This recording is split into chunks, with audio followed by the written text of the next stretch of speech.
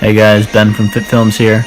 Today we continue the Star Wars series by reviewing Attack of the Clones. The film opens up with a Naboo cruiser taking Padme to the planet of Coruscant. Once there, she will vote on whether or not the Galactic Republic should build an army to combat that of the CIS. Upon her arrival, her ship is bombed, which further encourages Palpatine to assign 2 Jedi to protect her, those being Obi-Wan and Anakin. Upon their reunion, we get Jar Jar and possibly the cringiest thing of all time. Annie? My goodness, you've grown. So have you. Grown more beautiful, I mean. Well, for a senator, I mean. Following this, we get some really embarrassing dialogue between Ewan McGregor and Hayden Christensen, and easily some of Anakin's most creepy moments. That night, a hired hand tries to assassinate Padme again, but this time by dropping some weird-ass worms through her window. Upon sensing this, the 2 Jedi jump in, and Anakin makes like micro-incision cuts on the 2 worms, like this close, just slits open Padme's throat. But it's alright, he does it in like 2 seconds, and then Obi-Wan jumps out a window to go find this freaking flying droid that dropped the worms. Obi-Wan hangs on the droid as it races across Coruscant, until Anakin is eventually able to catch up with him and rescue him, leading to one of the movie's best lines. And you proved if you'll excuse me. After a long chase, Obi-Wan and Anakin are able to catch up with Padme's would-be assassin, but before they can get any information out of her, she is killed by a poisonous dart shot by the mysterious Jango Fett. So after inspecting the dart, Obi-Wan decides to take it to the all-knowledgeable fry cook, Dex. Obi-Wan! Hello, Dex. Take a seat, I'll be right with you. This confrontation is just so damn weird. I mean, you got Obi-Wan acting like he's flirting with his high school crush, like, hello, Dex. Like, it's just so damn weird. George Lucas screwed up there. Anyway, from Dex, Obi-Wan learns that the dart comes from the cloners on Kamino. He travels there and learns that an old Jedi named Master Sifo-Dyas actually asked for the cloners to make an army for the Galactic Republic. Before leaving, he meets Jango Fett, who, as it turns out, is the basis for all these clones. He's the original, the one that all these clones are being based off of. So Obi-Wan returns back to his ship and reports to Yoda and Mace Windu that Jango Fett is indeed the bounty hunter that they're looking for. They tell Obi-Wan to bring him in, and when he attempts to do so, him and Jango get into a pretty sweet fight. It ends with Obi-Wan throwing a tracker onto Jango's ship, the Slave One, and a chase to an asteroid field. It's really, really sweet. There are these bombs that Jango drops, seismic charges, Best sound in Star Wars history, man. It's so awesome. Yeah. The sound effects in this entire movie are phenomenal, especially with the seismic charges and also the previous chase scene on Coruscant at the beginning. Oh, those speeder sounds? Yep. Those are so cool. Awesome. Okay, this whole scene is pretty sweet. It's reminiscent of Episode 5, the asteroid scene there. And it ends with Obi-Wan following Jango to Geonosis, where the CIS headquarters is located. Meanwhile, having previously been assigned to take Padme back to her home planet Naboo, Anakin continues to make strange romantic advances toward her. Now, what I mean by this is we get iconic scenes like this. Of the birds singing. I don't like sand. It's coarse and rough and irritating, and it gets everywhere. Not like here. Here everything is soft and smooth.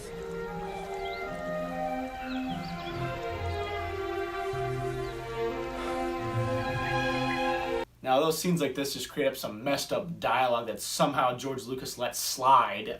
It's still, you know, there's some good scenes at the same time. Like, I kind of understand Christensen's emotion. It kind of gets me a little bit. Mm-hmm. I mean, like, you talk about the fireplace scene, like, Nat Port's boobs are pretty much plopping out of her dress. Like, she's air sealed. These things are tight, man. And Anakin just, like, sitting there, like, should we love each other, or what's up here? And she's pretty much like, she's like, I'm a senator.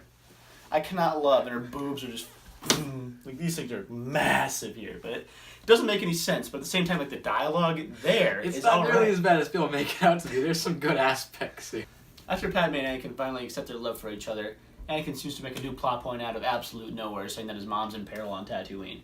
Like, this is a thing that Anakin hasn't even been dealing with the whole movie. It's referenced once at the beginning, but never brought up again.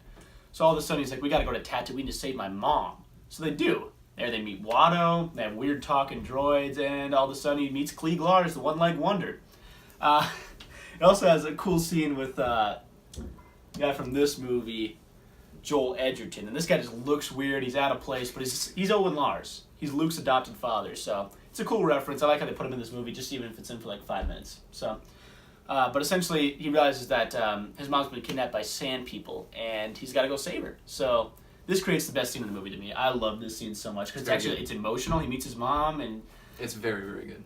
Yeah, she's like, she can't even say I love you before she dies. So it's absolutely awesome. And then he, in his rampage, you start to see flashes of Darth Vader, like, oh shit, this guy's about to start murdering some fools. So after his massacre, he drags his mom's lifeless body back to the homestead. There they have a burial ceremony for her, and Padme seems to connect with Anakin on his feelings yet again. Again, not a bad scene. It's alright. There's no, like, cringy part. But Anakin's lip here is like an 8.6 on the Richter scale. Like, this thing's vibrating like a toothbrush, man. It's unbelievable. But he does say some good quotes, and you get to see that sense of Darth Vader that, they're trying to foreshadow. So that's pretty cool. People sometimes gripe about the scene in terms of, like, it's not, he's kind of whining. But at the same time, he just lost his mom. He's incredibly emotional, and I feel like people got to cut this more slack. Yeah, I agree. After this, Anakin and Padme soon realize that Obi-Wan's been captured on Geonosis, and they got to go rescue him, which pretty much means let's just go fuck things up. So this is where the two plots really intertwine, because Anakin and Padme travel to Geonosis in an attempt to rescue Obi-Wan. Unfortunately, though, they're captured too in the droid factory, and Count Dooku has the three of them, Obi-Wan, Anakin, and Padme, put into this arena, and they're going to be assassinated in front of all the Geonosians. The three managed to survive long enough for Mace Windu and the gang to come crash them apart. This eventually makes it the battle of our dreams, as there's more than 3 damn lightsabers in the same room. I mean, I swear there's some kind of unwritten rule about this. You just can't have more than 2 or it's game over. So, this is actually short-lived, though, because the Jedi only fight with the droids for so long before they run out of numbers. So eventually Dooku offers them the ultimatum, either surrender or die. This is until Yoda and the clone army finally show up. The CG clone army, might I add. They didn't make a single suit. These guys are all... They're all fake. They're not even there. So... they actually do make for some badass scenes, though, because you get to see this like large-scale war go down. Mm-hmm. It's and the start of the Clone Wars. Yeah, start of the Clone Wars. So we'll mention that later, though. Alright, so Count Dooku flees after the clones arrive, but Obi-Wan and Anakin chase after him. They eventually confront him in a hangar where we get a very, very short-lived fight. It's pretty cool, but it doesn't last very long. Anakin gets taken out right away, so Obi-Wan fights Dooku by himself, and then Obi-Wan gets kind of taken out, and Anakin has to hop back in. It's not very, like, both of them on Dooku. It's, like, just one or the other, and then they just can kind of switch off. Yeah. And these phases don't even last that long. And we get, like, a cool 5 seconds where Anakin has 2 lightsabers at the same time. You're like, oh, shit. But one of them gets cut in half right away, and then he's back to 1. And it's like, and then he gets his arm just seared right off like it's, butter or something. Yeah. So once the 2 Jedi are defeated, and it looks like Dooku's about to kill them both, Yoda actually enters and engages in a fight with Dooku. And this is a really cool part of the movie, because we never really got to see Yoda fight or use a lightsaber in any of the other movies. This is the only one in the entire saga. Mm. And he fights a lot like how you would picture. He's small, so he's got to use speed and, flip around a lot and create a lot of openings that way. But it's a really cool part of the movie, and he's winning most of the fight, but unfortunately, Dooku kind of uses a cheap shot, is going to force this giant pillar down on Obi-Wan and Anakin, and uses that to distract Yoda, and he escapes. After all this is said and done, Padme and Anakin secretly get married back on Naboo, and that pretty much wraps up the movie. Overall, I think this movie gets a bad rap. Sure, there's some weird acting decisions and, controversial love scenes, and not in the good way. It's got some cool action, and, I'm able to get invested in it a little more than the other 2 prequels. That's just me. That's, the unfavored opinion, but that's me. Mm-hmm. Also, you get the Jedi battle, you get the Tusken scene, which I think's awesome, and you got Anakin with the green lightsaber for the first time. I don't know what it is about that, but I like it. And of course, the residing factor over all prequels, Natalie Portman. Yeah. Like The Phantom Menace, this movie really is not that bad. There's some poor love scenes here and there, but overall, those scenes aren't nearly as bad as you might think, or as you might have heard from other people.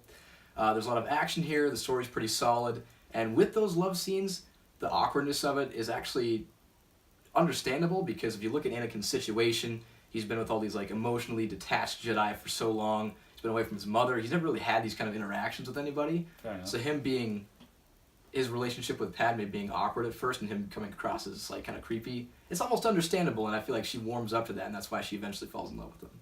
Yeah. With all things considered, our final grades for this movie are...